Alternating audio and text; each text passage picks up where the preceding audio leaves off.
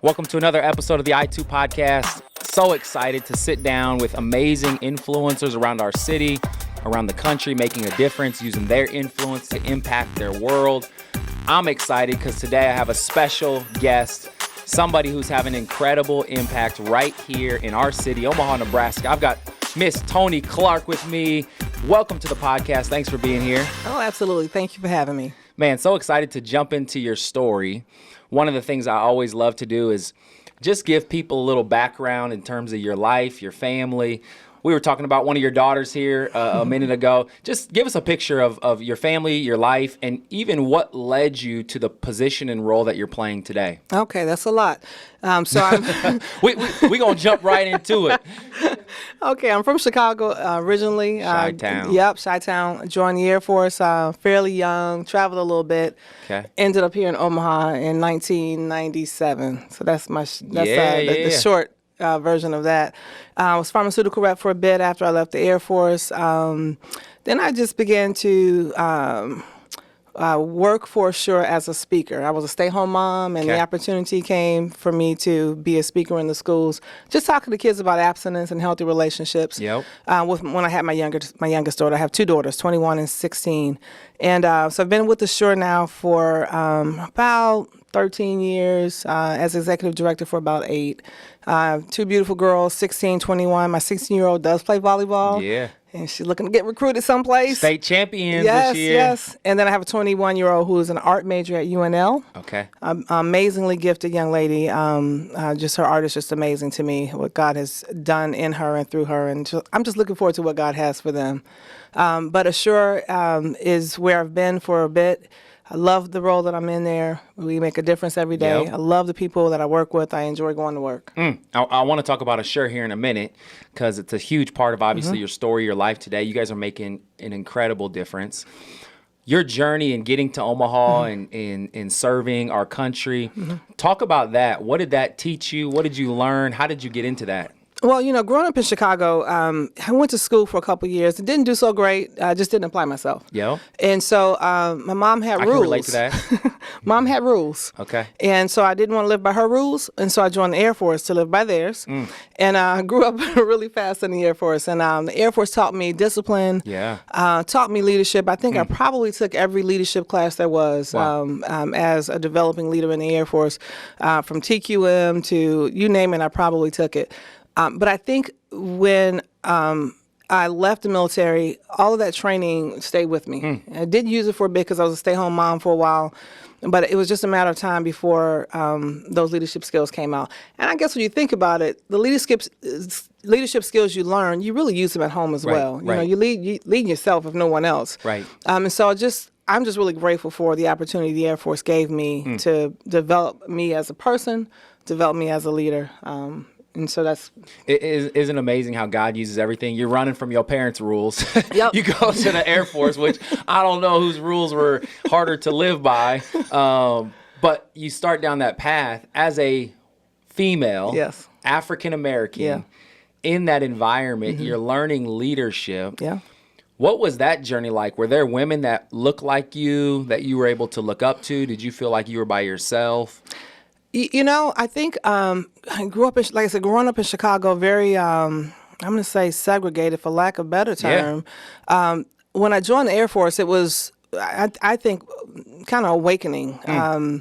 It took me out of the environment that I grew up in, put me in a different environment. So I didn't see a lot of people like me, but that became my normal. And so now I live in Papillion. Still, I'm going to say Omaha is still somewhat segregated. Yeah. And one of the most segregated cities in the nation. Absolutely. And so I think the Air Force kind of prepared me for where I am. It has definitely made me look at life a little differently. Yeah. I can see if I had stayed in Chicago, stayed where I was, I probably wouldn't be the person I am today. Yeah. The Air Force helped me to grow into who I am. Yeah. Like I said, learn discipline, learn how to take care of myself, learn how to balance a checkbook. I learn how to cook. Not that my mom didn't teach me, but being on my own in the Air Force really made me grow up on my own. Yeah, I can't imagine. It reminds me, for me, of the role sports played in my life. Yeah. Discipline, work ethic, teamwork. Absolutely. Didn't teach me how to cook. Didn't teach me how to balance a checkbook. But it took me to school, to Creighton, which obviously learned a lot of those things. And right. So you're learning discipline, and you're in this environment where you're kind of a fish out of water. You're probably a trailblazer in a lot of different ways. What role did faith play in your life? Because we talk about it all the time. Our influence is God-given.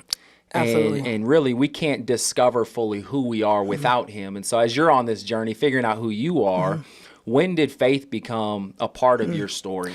That's a good question. You know, I would say that faith has always been a part, even though I wasn't really living it the way I should have. Yep. I grew up in a Christian home, and that was part of the rules. There were certain things that, were not allowed. And, you go to college, you get exposed to a few things, you want to hang out. Yep. And that was just not going to happen in my house.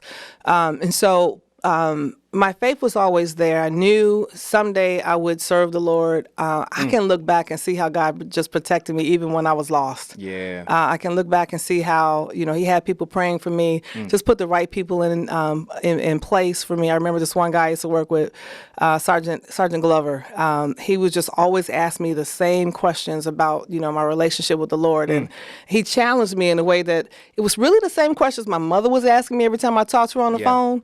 But she irritated me, but I could have a conversation with him. Yeah. And I knew, it was just a matter of time. So when I did give my life to the Lord, I was in Germany, had experienced some things in my life. Mom passing away, and I was just in a dark place.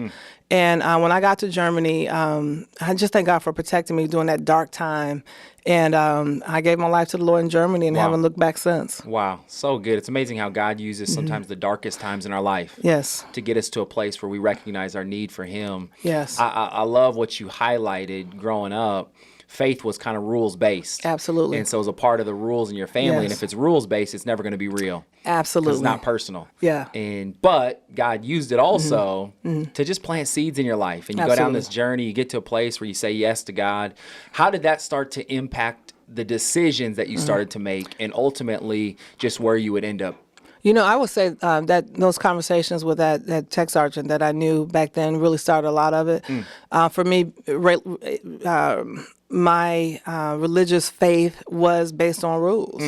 But he challenged me in the area that, well, who told you couldn't do that? Well, who said, and so it really, and no knock on, how I grew up, but it really, I didn't get the relationship part until later in life when I met him. And, he asked me those questions. And then I began to seek, the Lord and just say, okay, God, how do I flesh this out? How do I walk this out? I know that this is what I've been taught, these rules and they made sense. The rules were, there for a reason. Right. But there's got to be more than just following rules. Right. And so it really wasn't until I began to ask the Lord to show me relationship with him that I began to think, okay, there's more than just the following of the rules. Yep. Rules are important. That's a part of discipline, Air Force. Yep. But if there's no relationship, then there's going to be rebellion. And so, just knowing that, or finding that relationship with him, finding my own relationship with him. Maybe I should say that, my own relationship with him. It wasn't based on what my mom did what anybody else did. This was my relationship with him. And my relationship looks different than her relationship did. And it's just been beautiful ever since. So good. I love that. If it's rules-based, it's going to lead to rebellion. Yep. And for so many of us, we've grown up where it felt like our faith was rules-based. It was a religion. Yep. And we got to go on this journey, and God takes you on this journey, and you get to a place where it becomes relationship-focused. Absolutely. I feel like, though, you've always been a rule breaker. I think God has allowed you in a good way, though, to break barriers, to break through, to be a trailblazer. How did your relationship start to impact and form your decisions? How did it start to change the way you actually started to live your life? Good question. I think I can think back to when I was in Germany, and once again having those. I mean, it's a struggle. Because you have on one side of my brain the rules that I'm supposed to do. This is what I was taught. This is how I grew up. But then there's this, as I grew, as I got older, I met people that were living life differently than I was living. Right. And so I just had to come to, okay, so are they not, following the rules, or am I following the rules too strictly? And so it just kind of, it took some time to just kind of flesh that out to say, okay, God, this is about me and you. What would you have me to do? Yeah. The rules are, like I said, they're good. But what would you have me to do? How do I walk this thing out and keep the relationship pure without going back to my default of following the rules? That's good. ultimately, as you're walking that out, God brings you to Omaha. You go from Germany, and I don't know where the other stops are along the way, but you get to Omaha. You talked about just kind of getting connected to Assure. First, tell us, what is Assure? Okay. And then what was your initial connection? Okay. So Assure is a place where women who are facing unplanned pregnancies go to find help for when they need it. Our desire is to be that first step for that young lady who's facing that unplanned pregnancy. We just want to come alongside her and transform the real fears that she has into confidence, and then give her what she needs to make a life decision. So in other words, we are a pregnancy center. We provide answers for her, pregnancy tests. We provide STD testing in some cases, just to help her figure out what's the next step for her. I came into to know Assure. I was a stay-home mom. I ran into a friend of mine who was a speaker at one of the through Assure at the schools, and he just asked me if I would consider being a speaker with him to talk about abstinence. And I said sure. So I started doing that, and just did it part-time while my youngest was in preschool. But I was talking in front of kids, in front of the classroom, just talking to kids about sex and waiting to marriage, for sex. And then from there, that role just kind of grew to executive director. But we've been around for about 34 years. We celebrated 34th anniversary this year. We used to be AAA Center for Pregnancy Counseling. That name was changed in 2013. And so it's just a great ministry that allows young ladies to find purpose for their babies' lives. Yeah, so good. And the work you guys are doing is so powerful. What was it that maybe caused your friend to invite you to share? Was there something that was inside of you, either a passion or something you saw that kind of birthed something in you that said, I want to be a part of this in some way? That's a funny story. I think sometimes we don't really know what God plans. That's right. And so when I look back to see how I ended up here, it's nothing but the Lord. Yeah. I took a class when Aaliyah, as my youngest, was probably 2 months, and it was a weight class. Why am I tempted? It was an abstinence-based curriculum class. I had taken it, sat the book on the shelf, didn't use it for years. Fast forward 3 years, this guy that I used to work with, and I actually worked with his wife. I was a pharmaceutical rep, she was a pharmacist, and we coached basketball against each other. And he was at our school talking to parents about how to talk to your kids about sex, and ran into him, and he said, I know you're a pharmaceutical rep, and I need some help. And I'm like, I'm not even working now. And just was able to pull that book off the shelf and then apply it. Wow. And so I didn't know what God had planned. But we just started working together, and that's really how I got started. I didn't know that God had that plan. I didn't even think I could ever talk about sex in front of kids. Right. It's not something we grew up talking about. That was the hush-hush subject. Yeah. And so for me to be in front of kids talking about sex and really enjoying what I was doing, it was just a God thing. Hey, yeah. Yeah. So I can't say that I planned it. I can't say that, something that I aspired to be. But God just had other plans than I did. Wow, so good. So I'm a father, and I got, some young kids, and my wife and I are at the season of, it's like, all right, we got to start having these conversations with our kids. What do you share? What do you communicate? I know there's a lot of parents out there probably in a similar phase or season. Yeah. I mean, just give us like big picture. What did you learn? What did you start to implement? Obviously now what you're doing full time, what have you seen that's worked? Well, I think the one thing that we have learned in my house with my girls is that it's just teach them where they are. We use a lot of life experiences. If I can share a story that I shared with one of my girls when she was little, they see things. You see people, they see girls that don't have that have babies and no dad or whatever, and so they know what the example is. They know what the standard is, and so when they see these questions, these situations, my girls ask questions, and I just answer them at their level. That's good. You don't have to go into detail. Just say this is God's plan. Sometimes sometimes we step outside God's plan, but God still loves us, and it just always bring it back to God's redemptive love. Whether it's for the baby or for the mom or whatever, just bring it right back to God. But we took those real life circumstances that we face on a regular basis, whether it was someone personally that we knew, or someone from church, or someone on television. That's good.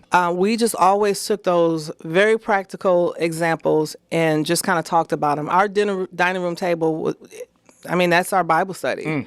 Real life issues sitting at the dining room table. That's good. I like the idea of using real life pictures and examples. I think you have to because, we can preach at kids. Once again, going back to, how I grew up, it was this, do this, don't do that, do this, don't do that. But we didn't talk about the real life things that I saw and how to deal with those. Right. And so if you're missing that, if you're not telling your kids how to engage and be who they are in Christ, then they have to figure it out on their own. I love that. And it's powerful as a mother when you can sit down and have those conversations. I'm sure one of the things that you see is many of the women that you're working with haven't had the family dynamic where they're having those conversations. I'm sure there's some who have, and decisions are being made. But talk about the person that you work with on a consistent basis and decisions that they're making, or maybe situations that they find themselves in. Josh, that's a good question. I've been thinking about this a lot lately. I think a lot of it still just goes back to identity. Yeah. There is no typical patient for us. Of course, our target audience is that 17 and 24-year-old. But we see girls on both sides of that 17 and 24. We see the young ones and we see older ones. We see married couples. But I really feel like a lot of the girls end up where they are because they don't know who they are. They're looking for someone to validate them. And they make decisions or mistakes that lead them to a shore. Yeah. We're glad that they come. We're glad that we're able to give them the truth about their pregnancies, but we also give them the opportunity to know Christ. And so I just think a lot of the girls that we serve just don't know who they are. They have not had someone to tell them that they're special and that they're beautiful. Right. So they're looking for that in the wrong places. That's so good. So good. I love the word identity. Such a powerful, life-shaping word. I don't know if this stat is accurate. My wife shared the stat with me. This is a while back. But over 50% or around 50% of young women who commit abortion come from evangelical homes. But they're too afraid to talk about it. Yeah. And so nobody ever knows. Yes, that statistic is correct. The number of abortions or unplanned pregnancies is the same inside the church and outside. Yeah. And so it kind of goes back Which to... is similar to, I think, the divorce rates nowadays. Absolutely. So it goes back to, it's not necessarily about following the rules. It's about, dealing with life issues. Yeah. And I think for so long, we just have not addressed those issues. And let's talk about that a little bit, because the church... We see as the safe place, the place where people come and where there is forgiveness and extreme love and hope that even in the midst of our brokenness, God can use it for his good. Right. But what we see over and over is a fear, and a fear of really being known for maybe decisions we've made, mistakes we've made. Talk about that barrier, that gap that girls face. What can we do as the church to be the hope of the world for women who are caught in these situations? I think more than anything, it's developing that personal relationship with people that don't look like us or people that have not made the same decisions as us. I think back to when I was Sunday school teacher for high schoolers back in the day. Yeah. And, just the stories that the kids would share, I don't think that they felt it was a safe place to share what they were going through. Because the expectation was that they had to live at the level of where their parents were or where, elder so-and-so was and it wasn't, I'm not going to say it wasn't attainable, but it was like, I can't live like that. And so I think in that, God has given me an opportunity to share my testimony from time to time. And not that, everybody doesn't need to know everything, but just at the right time, God has given me the opportunity to share certain things with certain people. Maybe they felt comfortable to share something, and I would respond, and they said, well, how'd you know that? And I'm like, well, I've been where you are. Yeah. And I think sometimes people don't see the unfinished work. They see where we are today. They don't know what we've gone through. And so we don't have the opportunity for those personal relationships where we can share, this is what my family has gone through. This is what I've gone through personally. Then it's not like I'm not appearing perfect. Yeah. I'm a flawed individual just like, everybody else. Right. But for the grace of God, I am who I am today. Right. And so I just think there needs to be some vulnerability within the church to say, yeah, I've made some mistakes. Yes, we're not perfect. And yes, God is a redeemer. So good. And the reality is we've all made mistakes. Absolutely. But pregnancy and having a child is so visual. I mean, you know when somebody's pregnant, you know, and it's like one of those things that's so hard to hide. And a lot of our sins we can hide. Absolutely. I remember I was reminded of a story in our church several years ago, and we had a lady at our church who was leading at a certain level. And I'll never forget just finding out that she had gotten pregnant by a guy that she was with who was not her husband. And we're trying to figure out, what do we do as leaders in the church? She's in a leadership position. And we decide to keep her in that leadership position and to walk alongside of her, not just leave her where she is, but to walk alongside of her. And I'll never forget making the announcement to our church, because she played a very visible role and preached a message and the message where the woman committed adultery, and Jesus said, if you've never sinned, cast the first stone. And so we preached that message and shared it. And it was one of the most powerful times within our church. Yeah. But people left our church because of that.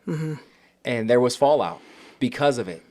And for me, it was so sad, because knowing those people, they got some stuff in their life too. Absolutely. And for us as individuals to just act and respond in a way that for me is so inconsistent with the heart of God. Absolutely. Just breaks my heart. And I'm sure that's one of the things, as you work with women, as much as they're dealing with the pain of the decisions they've made, they're dealing with the pain of the people around them. Absolutely. Who are judging them and throwing stones at them and just telling them how maybe worthless they are because of the decisions that they've made. Absolutely. I really think that fear, I would say fear kind of drives that as well. Because like you said, okay, so a young lady makes a mistake, she gets pregnant. So now these fears of, especially if she's a evangelical Christian, the fear of, okay, so what is this going to look like? What is what are my parents going to say? What will my church think? That fear of people finding out or people responding causes them to react in a way that's detrimental to them and that baby. That's right. And so I agree with you. I just think as the body of Christ, we have to remember, we all have fallen. Yes. We all make mistakes. We all do things that are sin. Some are just more visible than others. Yes. And, look inside. Just, what have I done that someone's not looking at, that can't see? And I think if we use that perspective, we begin to look at those young ladies differently. That's so good. And then also, too, bring the guys along. Right. It takes two to tango. Right.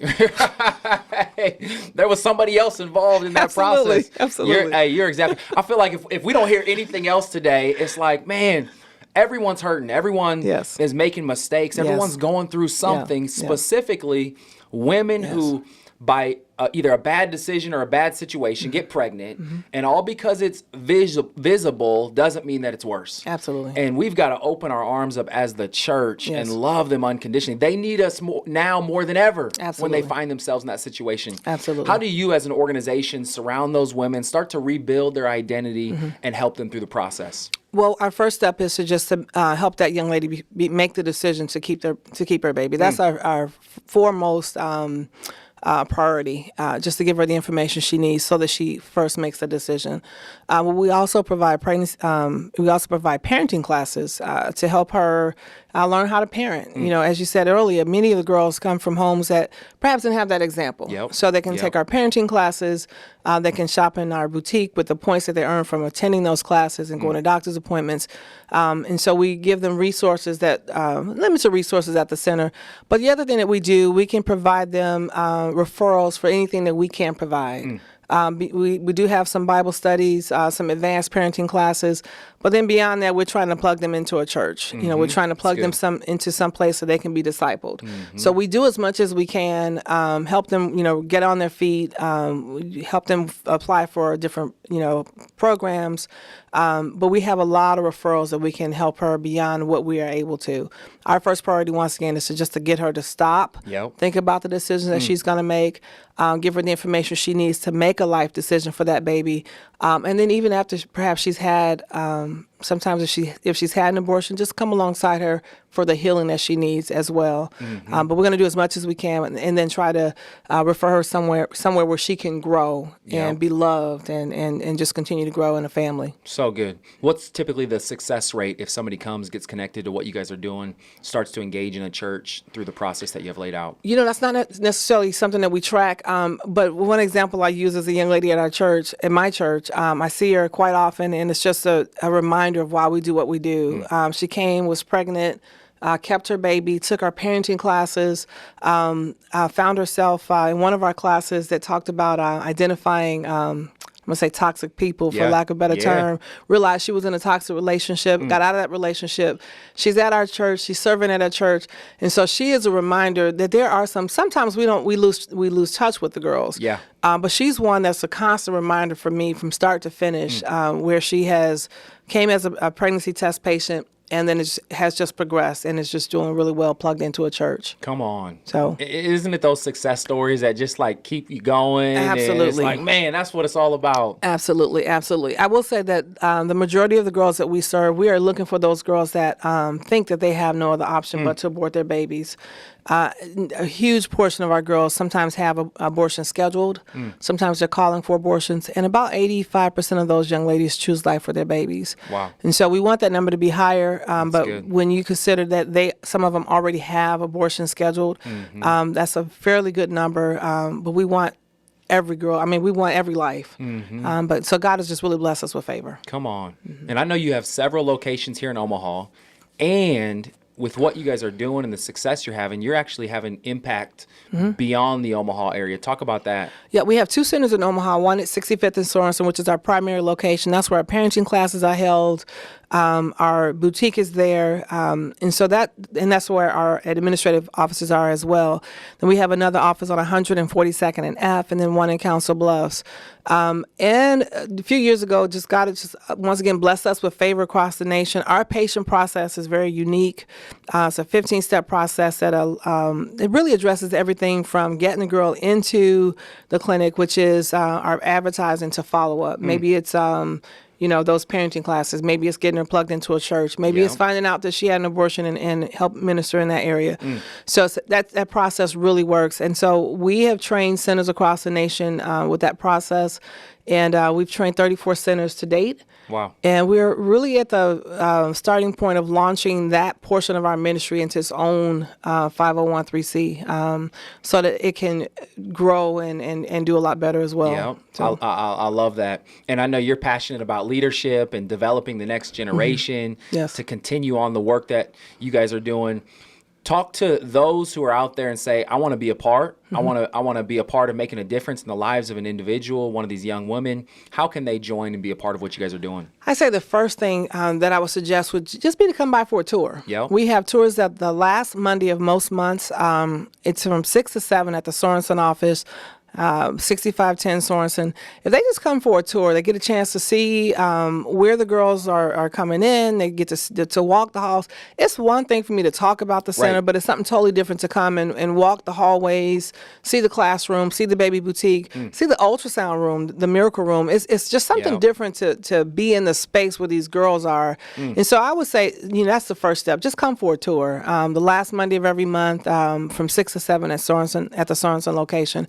And then from there, just begin to pray and ask God, how do I plug in? Is it a volunteer? Is it a prayer support? Is it financial support? I think God has a different, He has something different for all of us. But I think it really starts with coming to the center first. So powerful. As a father of 4, children are a blessing from God. Absolutely. Their work, they humble you. They teach you a lot. But man, are they the most amazing blessing. And no matter how an individual gets pregnant, man, God has a plan for that. Yeah, Absolutely. It's a blessing, and God has a plan for that child. God has a plan for that mother. God has a plan for that father, depending on where they are. And so I love the work that you're doing to surround these individuals. You're having incredible impact right here in our city. I hope people would just jump on board, find out more. Where can they find more information about the organization? Well, our website, we have 2 websites, one for patients and one for people that would like to know more about us. Sure. It's firststeptolife.com. It's first, FIRST, step, STEP, to life, LIFE.com. Firststeptolife.com has our newsletters, has a little more information about who we are. That website is not searchable because we want to create a safe place for girls to come. So if they Google Assure, we don't want that information to come up. We want them to realize this is a safe place for them to come and get the information that they need. So firststeptolife.com is where people can go to get information about Assure and who we are. That's so good. So good. Well, thanks for taking the time today to share your story.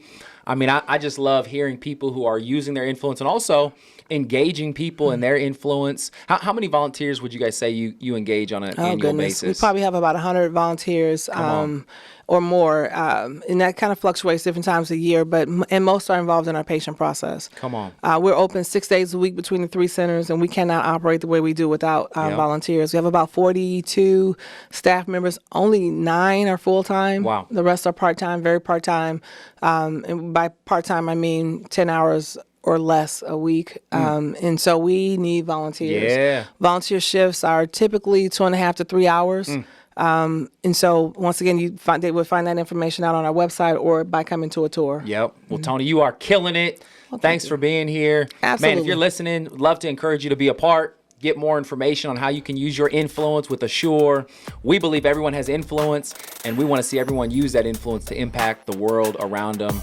And so thank you so much for being here. Oh, thank you for having me. Thank you guys for the work that you're doing as well. I appreciate it. Well, hey, if you want to check out this podcast or other episodes, you can go anywhere where there are podcasts or joshdotzler.com. Check out this episode. We say it all the time. You don't have to do everything, but you are called to do something. Use the influence God has given you to impact the world around you.